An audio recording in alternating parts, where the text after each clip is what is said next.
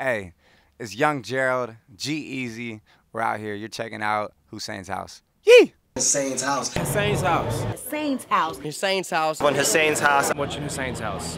Hussein's house. Hussein's house. Hussein's house. Hussein's house. Hussein's house. Going to my mate's Hussein's house. What are you saying? Peace. You went Oprah on us. You deep, proper went yo. Oprah on us for a minute then. Sorry to make things all corny and fucking serious. Are you gonna follow me back on Twitter? These things don't happen. Oh, cut the goddamn tape. How do you pronounce it? It's Hussain. Hussein's house. Hi everybody, my name is Hussain. I'm out of Hussein's house today, and I'm joined by Young Gerald, also known as G-Eazy. G-Eazy. Yeah, what I mean? Yee! What up? So I've made a game for you, G-Eazy. Your latest album, which is coming out in 6 days. Yeah. These things happen has inspired 7 me. days. 7 days. You got it wrong. Your website says You got 6. it wrong, Your man. website says 6. 6 days minus a few hours or something like that. Well, it depends More on or what less 7 country you're in. days. It depends on what country you're in. Well, if you're actually here in the UK, it's July 21st. You guys don't get it in 7 days. This guy, he's already started with me. All right. We're going to play a game called These Things Happen. Cool. I'm going to ask you a series of questions, and your answers have to be either these things happen or these things don't happen. Okay. Selling out shows in London. These things will happen. Working with anybody but DJ Carnage. These things definitely happen.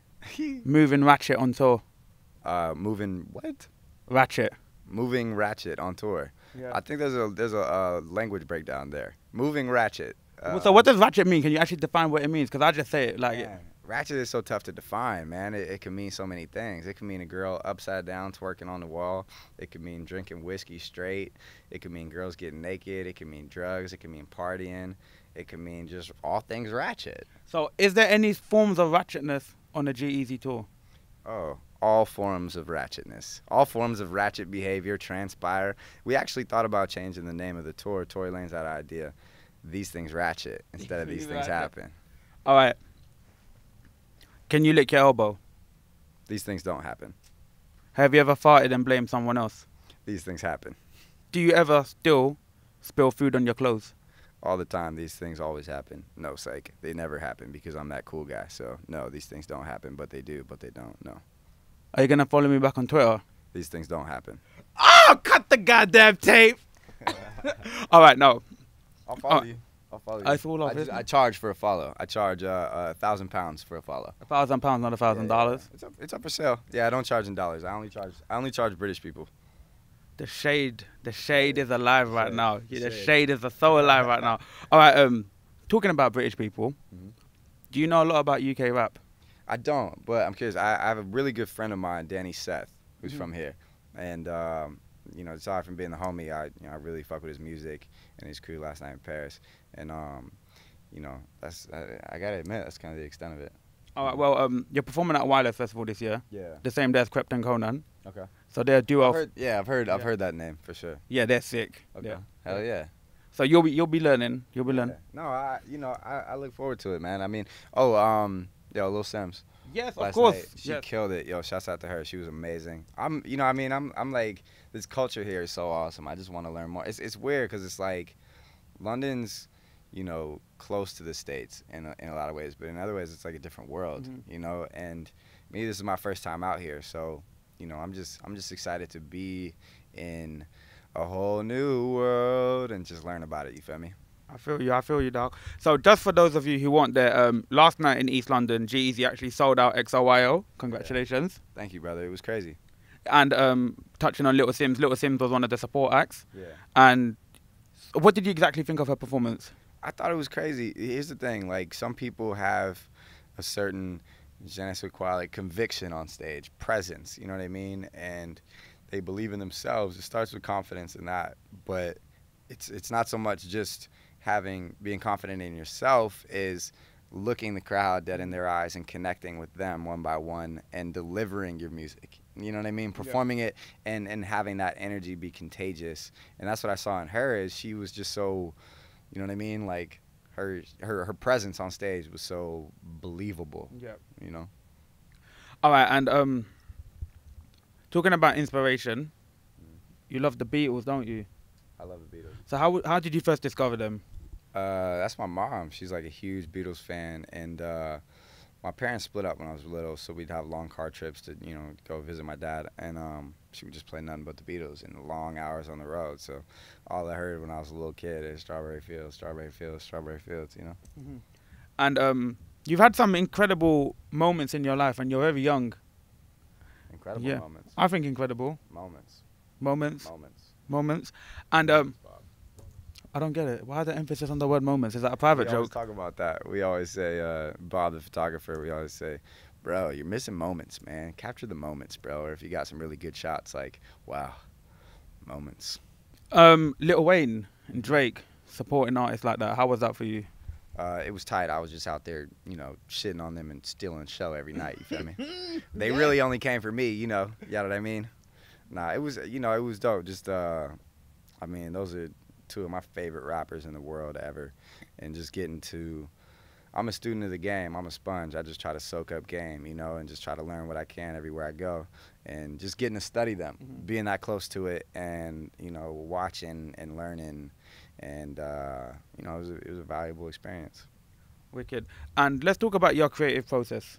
So when you're writing a tune or when you're writing lyrics to a song, what is it that inspires you, besides the Beatles, to help you get creative onto the piece of paper or Mac or whatever it is you use? Bitches and drugs. And, how could I forget? Whiskey. I don't know, man. I just try to, I just like to, it's a weird process, man. It's like, it's tough to explain because it's just intuitive. Like, I don't know where words come from. I just, it starts with the music, and then when I'm listening to the beat, I just start to freely mumble stuff. And from there, words just come out, and, I start to write stuff down and form bars. And it's just, it's crazy. I try to just, like, go naturally with whatever, how I respond to the music intuitively, I hear that. And for you in particular, what is success?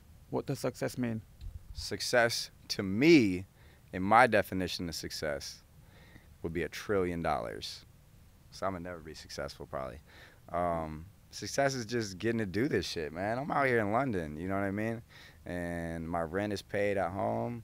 I'm traveling the world, you know what I mean? This is a great experience, and I'm fucking happy to be out here. Yep.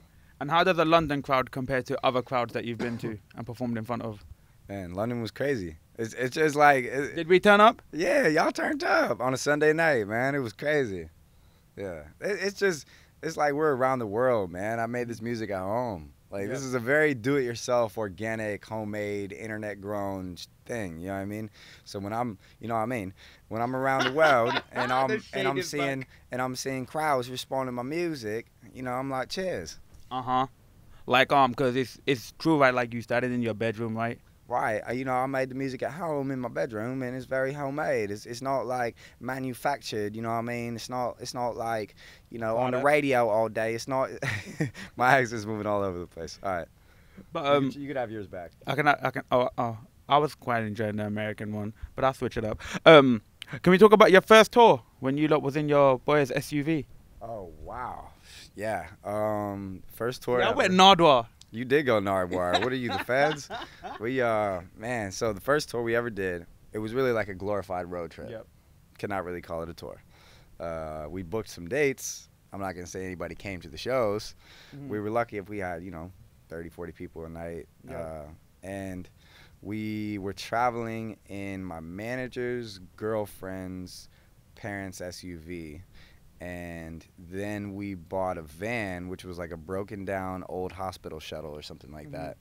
And we were like on the road for like 30 minutes in it, and it was amazing because the whole back was empty. So we were all just like hippie style, like camped out, smoking, and the steering wheel was so broken you could go like this and it wouldn't turn. And 30 minutes on the road, the shit fucking died. Oh, no. Dead. So then we had to borrow their car again, and I'm talking about like 7 people cramped into a little SUV, not like a Suburban, like a Tahoe, like crazy. So the SUV is like a people carrier, right? A people carrier. It's a hovercraft. And yeah, and now look, the progress is amazing. Has there ever been times in your career where you felt like this is too difficult, I'm gonna stop? I mean, you always like, you face challenges. Like I'm trying to do something that's like next to impossible. You know what I mean? Like, and then at that, like, I don't ever strive to just make a living and just be okay and just have this on. You know what I mean? I want to be Drake. I want to be Kanye. I want to be an icon. And it's like you're trying to do something that's so hard to do. You know, so you're not just gonna have like an undefeated, you know what I mean, winning season every fucking night. You're not gonna win. Like, you're gonna be disappointed. You're gonna be bummed out. Like, you know what I mean? Every little thing that doesn't go perfectly, I get mad at. And you're always facing those, like, man, like, is this even gonna work? Am I just a fucking psycho? Like, what am I, you know what I mean? What am I doing? Like, and I've invested so much time and everything I have into this. By the end of the day, like, what burns inside of me is this really strong conviction of just, like, I know what I'm here to do, what I want to do, what I'm going to do, you know. And you just, you know, patience is a virtue. You know, you just work smart and you just, you know, you keep at it. That was a really good answer. You went Oprah on us. Really you deep, proper went Oprah on us for a minute there. Sorry to make things all corny and fucking serious, but yeah. No, that was good, man. That was, no, I fully heard that as well. Memes, we call them memes in this country, or memes. Yeah, we call them memes as well. Yeah. What's one that stood out for you? Man, one of my favorite memes is well, obviously the Spurs just won the title, so there's a bunch of hilarious LeBron memes, and I hate LeBron, so that's awesome. But nah, it was you remember when Gucci Mane lost it and he had the huge Twitter rant? Yeah. And he went off on all he was like, I fuck Keisha Cole, I fuck da-da-da, you know what I mean? I fuck Black China, and put all these hoes on blast, and Gucci Mane was just off directed, lost his fucking mind. And there was all these memes about it, and there was this one of SpongeBob, like, sitting really nervous like this. And it was like, hoes that fuck Gucci sitting at home like, watching SpongeBob, things that happen or things that don't happen? Definitely things that used to happen. I used to fuck with SpongeBob, you feel me? Yeah. Hell yeah. Recess, things that don't happen or things that do happen? Recess, what do you mean? Recess. You've never watched Recess? Oh, no. Never seen it? TJ Detweiler, King Bob. No, I don't really watch TV, to be honest with you, man. It's like I never really get time to, you know. I hear that. Yeah. All right, G-Eazy, thanks a lot for your time. Swoop, swoop, swoop. Yada that mean, you feel me? From the Bay to London, bruh, we're out here. Yada that. Yee! What he said.